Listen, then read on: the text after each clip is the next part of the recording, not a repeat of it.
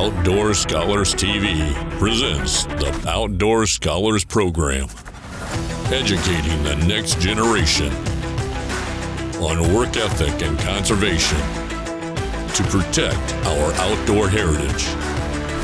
Outdoor Scholars TV is brought to you by Alabama Black Belt Adventures, Alabama Power, Fuji, The Management Advantage, Toit, Turtle Box. So this week on Outdoor Scholars TV, we visit one of our sponsors, Davis Whitetails.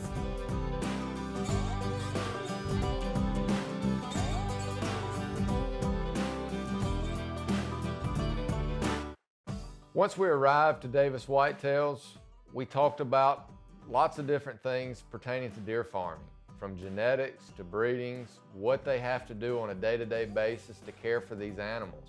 At Davis Whitetails, they took us out on the carts, they drove us around the land and kind of the high fences and some of the plots they had where they are growing some of the bigger bucks.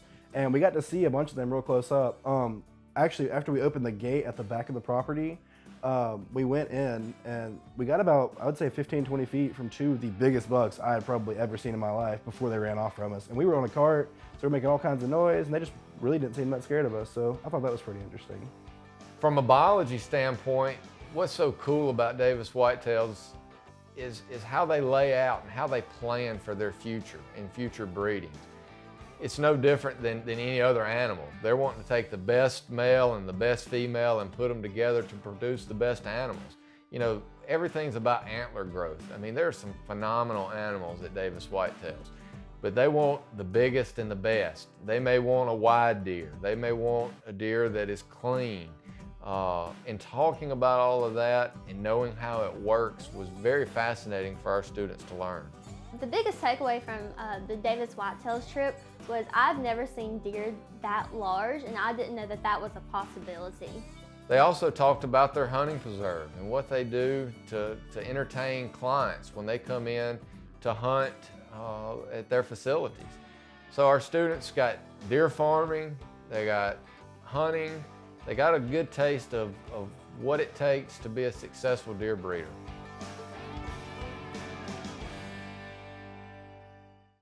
It's that time of year again where we get ready to head down to Louisiana to hunt with Kyle Bearfield and All Things Hunting. This year's trip, we have JT, Austin, Garrett, and Grant that'll be joining us on this trip. It's always an exciting time with Kyle. You never know what's going to happen. We leave campus to go down to Louisiana, and on our way, we get a call from Kyle, and he says, guys, we got ducks absolutely everywhere. Do y'all want to go duck hunting? Well, we're like, Kyle, we don't have any of our stuff. We don't have shotguns. We don't have waders. He said, don't worry, I got all that stuff. So y'all just get down here and y'all be ready to go in the morning. What's up, guys? I'm Garrett Devers for the Outdoor Scholars Program from the University of Montevallo. We're here today in Arcadia, Louisiana. We're with Kyle Bearfield. We're going to go duck hunting this morning. It's about 24 degrees right now. It's around 4:45. Last night, the heater went off in our cabin, so it was a little chilly this morning, starting off the morning cold, but we're looking forward to getting out there on the water and seeing if we can't get a few ducks down.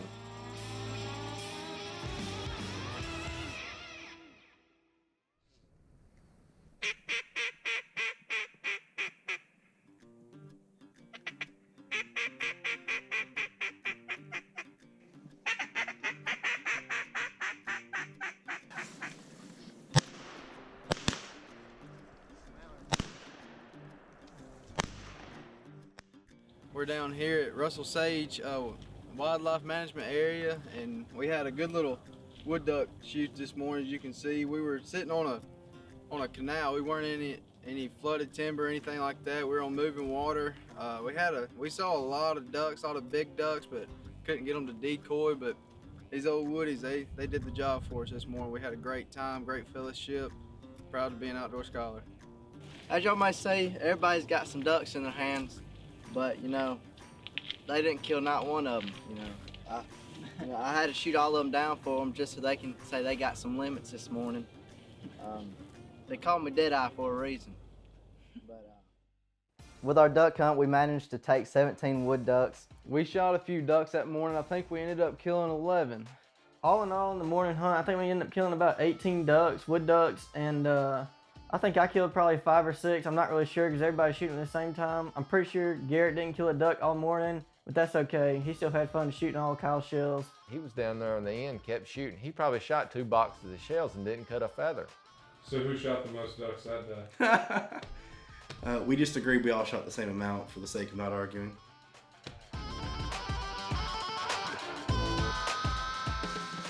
You know, I can't thank Kyle enough for all the efforts that he had to put this duck hunt together, for all the gear that he let us use. The students were ecstatic to be able to use some of these brand new Browning shotguns, guns that have just not even hit the market yet. For them to be able to use them and use this nice equipment and all this great gear that Kyle furnished for us. Kyle, I can't thank you enough.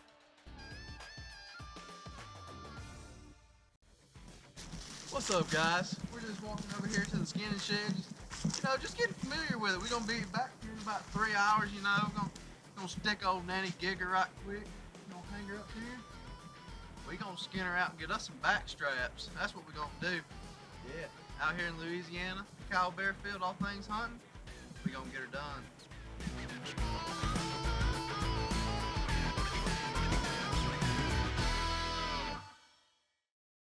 This is our first afternoon in the deer stand. There was some pigs on our way in the middle of the road. But before we get started, a huge shout out to Tony Smotherman from CVA and Kevin Orthman from Boma for giving me the opportunity to win this CVA muzzleloader. It's primitive season in Louisiana, so I have my CVA muzzleloader with me this afternoon. It's about 40 degrees, so it's a little warmer this afternoon. But we had a successful duck hunting this morning, and let's see if we can keep the luck going this afternoon with the whitetail or pig. Y'all stay tuned.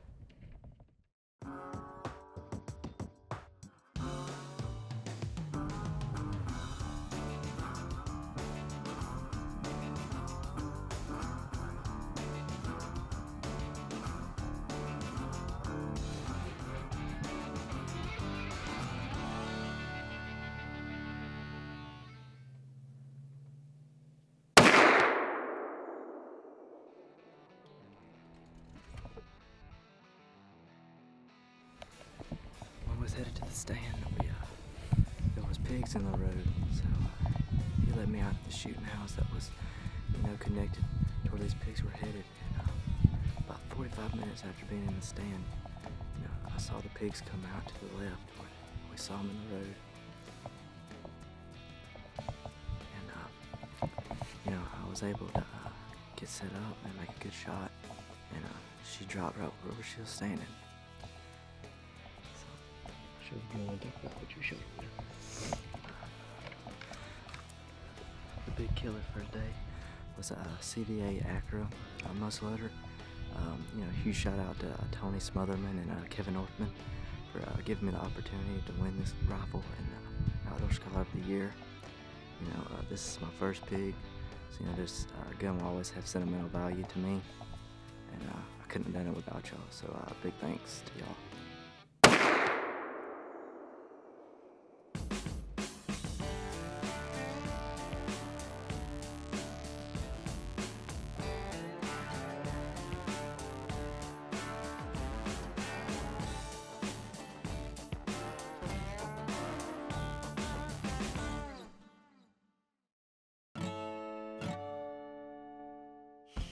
What's up, guys? I'm just out here chilling in a tree. Just sitting in old White Oak. Buddy Austin Frederick, he's done got a doe down this afternoon here in Louisiana. I got the old stick and string, looking to shoot a hog or a mature whitetail. It's just whatever walks out. The pressure's on. It's the last evening hunt. All I gotta say is, let's get it done.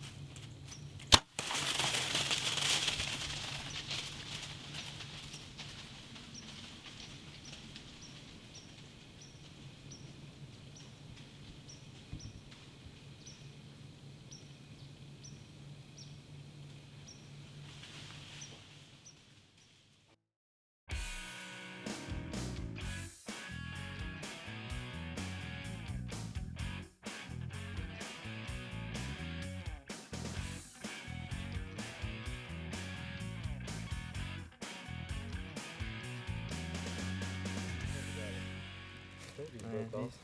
he's broke off. Tooth broke. Man, this is the first big mature deer like this that I've shot in about 2 or 3 years. I didn't even see him at first. I saw 2 does walking down this road, and he ended up being about 40 yards behind them. And I was trying to get the camera frame on the does because I was going to take one of them.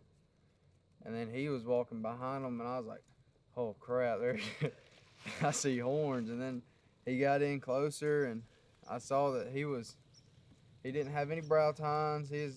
I aced him about 3.5 just looking at him, and he just looked like he needed to be taken out of the herd. So. More important than that, he had fun, didn't you? Oh man, it was. We're here to pull the trigger. We on my farm here in Louisiana, of course we love growing big bucks, but it's more about the fellowship and having fun. And I told him at the beginning of the week, if you like him, shoot him. He could be 140 inches. Some of the deer this age are. It's just the way that God made this one. He just didn't have quite the genetics in his horn. But another important factor, this is your first bow buck, isn't it? It sure is, yeah. Oh boy. Thank you. And you talking about pumped up? I'd sell my gun just to bow hunt every day if I could, but it's a challenge, and that's what hunting is. It's not coming out here to just to kill. It's coming out here to manage. It's to conserve the deer population and preserve the genetics, the good genetics, and that's all part of taking a cold buck like this. And it's just, man, I can't even explain how excited and happy I was and how fun it was. Self-filming it, the camera's probably shaking. I was. No, it's good. We watched the footage. He did a great job. I've been very, very impressed with his footage and with Grant's footage on the hog. And what we're doing this weekend is I'm hosting the Outdoor Scholars Program from the University of Montevallo on our farm here in Louisiana. We started off with a good duck hunt, and we've been deer hunting and hog hunting. It's primitive weapon season here at the end of the season. And so we've been shooting muzzle loaders and primitive weapons and bows, and Garrett's been sticking it out with his bow. Yeah. And I told him in the truck earlier, the other guys don't know this, but this is the first mature deer we've killed with a bow here in a long time. And it's tough hunting. You know, we hunt Texas, we hunt the Midwest, and a lot of those deer are not near as hard to kill as a down home Louisiana or Alabama buck. You know, it's tough to get one in bow range, especially late season. And I've been very impressed with Austin and Grant and JT and Garrett and their hunting skill, and just as men. And so it's been a fun weekend. I'm very proud that y'all come and hunt with us this weekend, and we look forward to doing it in the future. Yes, sir. Thank you. Thank you so much. Man, I tell you, it was a real privilege to get out of the state of Alabama and go to Louisiana with Kyle Bearfield and All Things Hunting, to go down and hunt and actually harvest a deer. I can't thank Kyle and All Things Hunting enough to go down there and just have a good time and camp, spend some time with some great people, learn some new things, and just have fun doing it. It's always a great time to hang out with Kyle Bearfield down in Louisiana for this hunt. You know, this is our second year to get to enjoy camp with Kyle. We look for many more great opportunities out in the field with you, Kyle. Can't thank you enough for all that you do for our students, for our program. So thanks again for the opportunity to allowing our students to come down and hunt with you. The students are off for Christmas break, and that means it's time to get serious in the deer woods. It's the second week of Christmas break, and I get a phone call from William saying that, you know, the weather's turning. Do y'all want to come down to my farm for a deer hunt? You know, I'm like, heck yeah, I do. So I get brother, we jump in the car, and we're headed down there. We get to camp, and this isn't my first time being down here with William, but it is my brother's. When he gets down there, he's like, you know, this ain't as nice as, you know, all the other places we stayed in throughout the year. But, you know, I'm like, you know, Garrett, we're hunting. You know, we ain't got to stay in something nice to hunt. As long as I got somewhere to lay my head at night and get a shower, I'm good to go. So we're ready, and we're excited about the hunt and see what happens. So the first night in camp, we talked about going duck hunting. The weather was right. It's very uncommon here in Alabama to have mid-teens temperatures for several days. So what does that mean? Ducks are being pushed down. Here we go. Well, the next morning comes around, I get out, batteries are charged, gas is put in the boat, we're ready. So we go to crank the boat and realize it won't crank. Well, the reason it won't crank, we can't give it any gas. The throttle cables have frozen solid. I was distraught. I didn't know what we were gonna do. So I went back inside and told the guys, look, we can't go to the river, the motor's not wanting to crank. So we head down to a local creek that's flowing. Well, we get down there, half the creek's frozen, except for one little pocket. So we decided that's exactly where we needed to set up.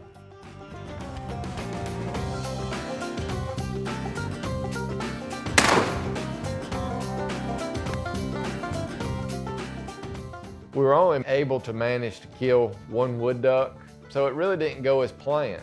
But the good thing is we're 5 minutes from the deer stand.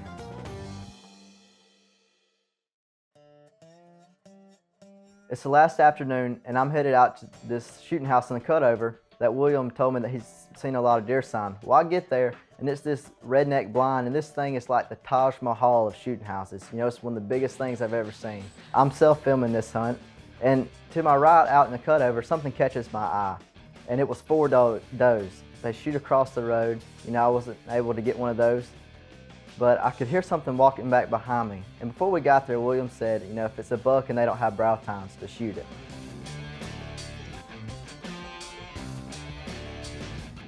So I get the gun out the window and I pull the trigger, and I knew it was a good shot. He ran about 30 yards and piled up. He had a great shot, the deer's on camera. What more could you ask for?